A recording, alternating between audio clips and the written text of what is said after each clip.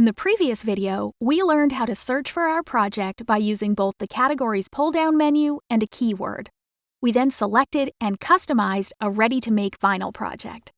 In this video, we'll prep our materials, cut our design, and prepare the cut vinyl to apply to our jar. Anytime you're ready, click Make It. Notice that our project is broken into 3 mats. That's because we're using 3 different colors. Each gets cut on its own mat. Position the vinyl for the first mat. Make sure the paper liner is facing the mat and in the upper left corner. To eliminate waste, when you cut your vinyl down, just make sure it's just a little larger than your actual design. Click Continue. If you're using Cricut Maker, select Vinyl from the Set Material menu. If you're using a Cricut Explore machine, use Vinyl on the dial to achieve the perfect kiss cut. Now make sure the fine point blade is inserted into clamp B, and load the mat into your machine by clicking the Load/Unload button.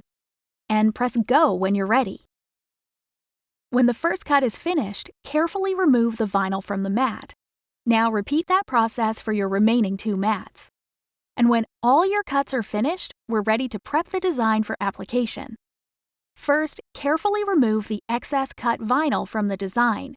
Make sure the design stays attached to the liner. For the smaller pieces, grab your weeder tool and start removing all the pieces that don't belong. It's usually best to work from top to bottom. Once it's fully weeded, grab some transfer tape. Cut a piece roughly the size of your design. Now remove the liner and carefully lay the transfer tape over your vinyl.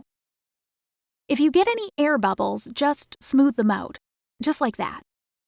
Now you're ready to apply your vinyl, and in the next video, that's exactly what we'll do.